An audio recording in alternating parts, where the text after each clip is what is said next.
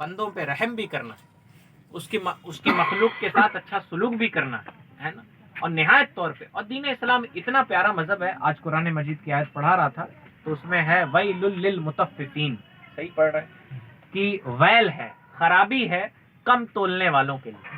یہ دنیا کی عظیم ترین بیماری ہے. اس کے لیے کنزیومر فورم قائم کیے گئے ہیں، جاگو گراہک جاگو، آپ نے نعرہ سنا ہوگا.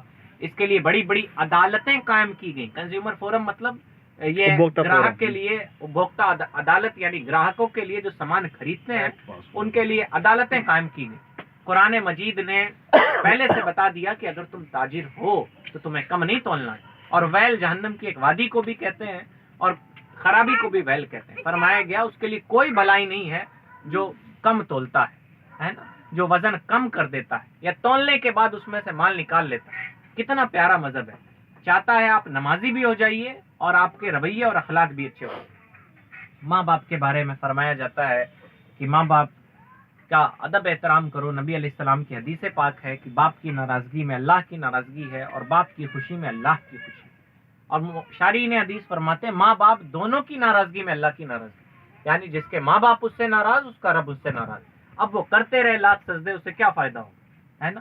ناراض شخص کے سامنے آپ اپنا سر بھی پھوڑ لیں فائدہ نہیں ہوتا. میں آپ کو مثال دے رہا ہوں، اللہ کے ذات کی کوئی مثل اور مثال نہیں. تو آپ کو پہلے رب کو راضی کرنے والے کام کرنے. ماں باپ کا ادب احترام، اور ماں باپ تو ماں باپ.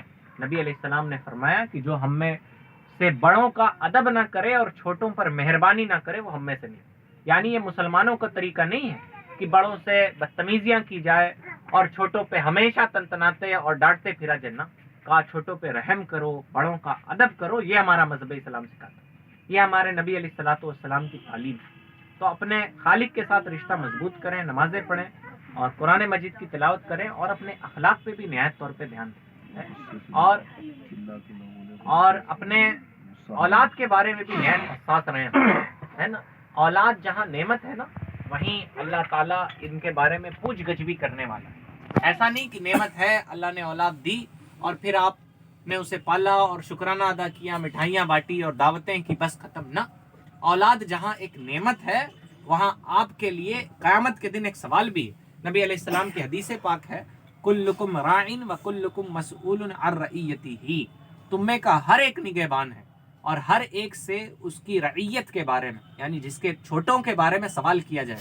ماں ہے تو بیٹے کے بارے میں پوچھا جائے اور کیسی فکر ہونی چاہیے.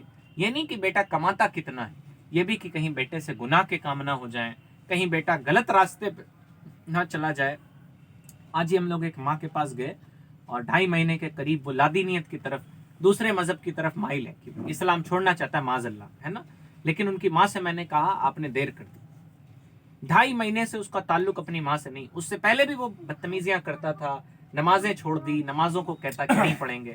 ماں کو تو اسی وقت گرفت کرنی چاہیے کہ یہ برا راستہ ہے، تمہیں اس راستے پہ نہیں جانا. یا ہمیں سوچنا چاہیے، بہت گہن وچار بیٹھ کے کرنا چاہیے کہ ہمارے کسی حرکت کی وجہ سے اگر ہماری اولادیں غلط راستے پہ جاتی ہیں تو یاد رکھیں جب اولادوں کے پاؤں بہکتے ہیں تو اللہ ماں باپ پہ بھی عذاب نازل فرماتا ہے.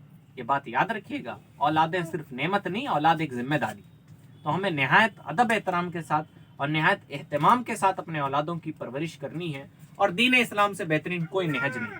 ہو سکتا عقل والے لوگ کہیں کہ بھائی دین اسلام میں یہ کمی ہے. نہیں، ایسا تھوڑا معاشرہ ایسا نہیں. نہ مذہب اسلام کی جو پابندیاں ہیں اور مذہب اسلام کے جو ڈسپلین ہے، پابندیاں نہیں، جو طور طریقہ ہے وہ بہترین طور طریقہ ہے. دیکھیں ایک ماں باپ اپنے بچوں کو کیا کیا دیتے ہیں، ہے نا. پیسہ دیتے ہیں، کپڑے دیتے ہیں، مان تو سب کچھ دیتے ہیں، جو چاہتے ہیں بس بچہ بچی کے منہ سے نکلے لا کے پیش کرو. ہمارے نبی علیہ السلام کی حدیث پاک ہے کہ ماں باپ جو اپنے، جس کا مفہوم ہے کہ ماں باپ اپنی اولاد کو جو کچھ دیتے ہیں اس میں بہترین تحفہ اچھا ادب اور احترام ہے. بہترین تحفہ اچھی تعلیم و تربیت ہے.